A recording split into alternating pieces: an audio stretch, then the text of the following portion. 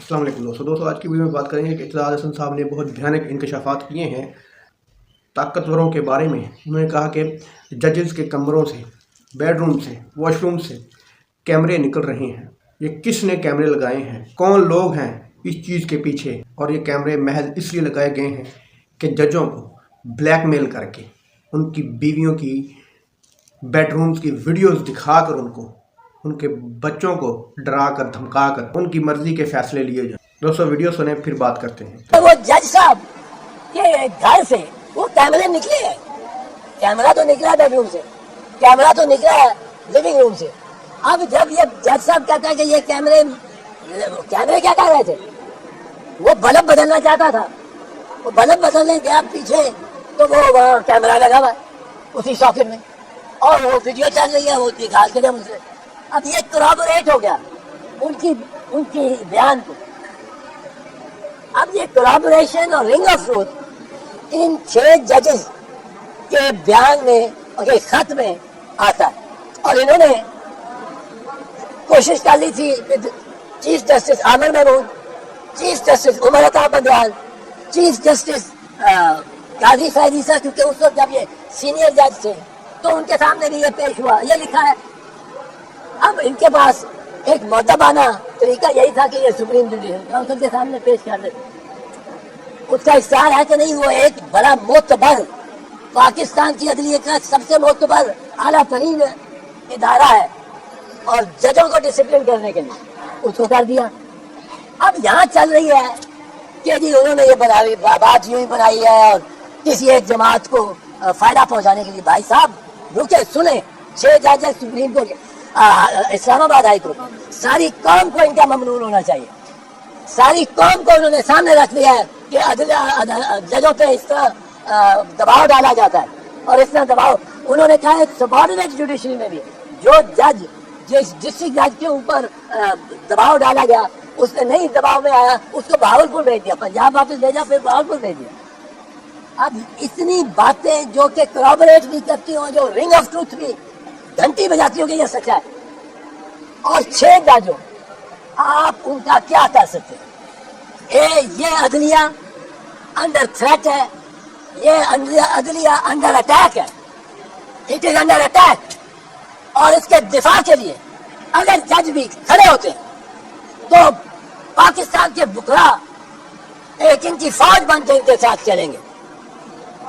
लेकिन इसमें जरूरी है कि काजी साहब इसका नोटिस, ये कल जो हो गई फुल कोर्ट की मीटिंग, हमें नहीं उसमें पता क्या हुआ, कुछ निकला तो नहीं।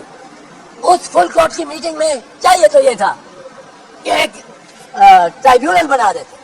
ट्राइब्यूनल बनाने का एक आसान तरीका है, आपने 11 जजेस का ट्राइब्यूनल बनाना है, ऊपर से शुरू करें 1 2 3 4 5 6 7 8 9 10 11 ट्राइब्यूनल बना दें, किसी को एतराज नहीं होगा।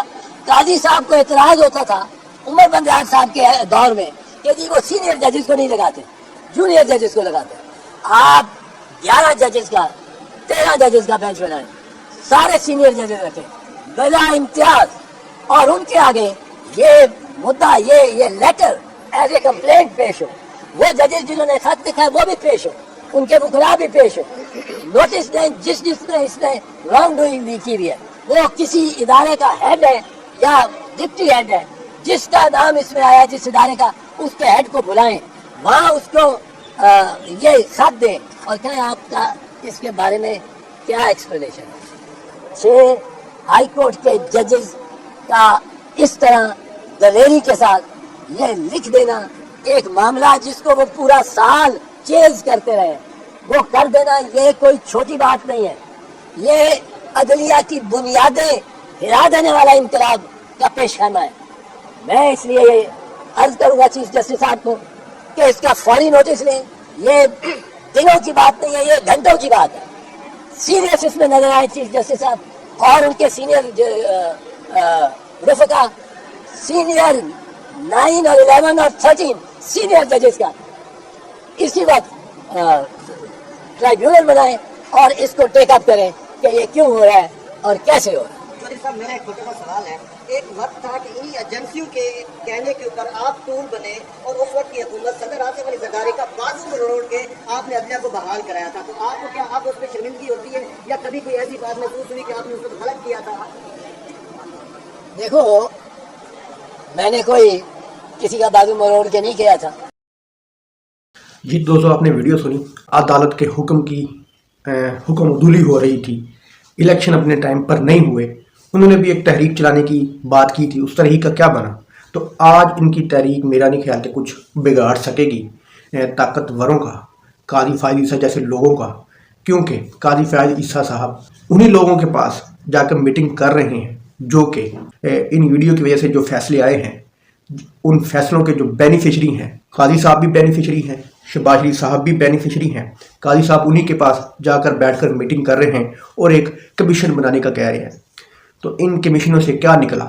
ارشد شریف صاحب کے جو قتل کے لیے انہوں نے کمیشن بنایا تھا اس سے کیا نکلا؟ کوئی فیصلہ نہیں ہوگا، کوئی کچھ نہیں ہوگا. کوئی ان کی تحریک میرا نہیں خیال کہ کوئی فیصلہ کن موڑ لا سکتی ہے.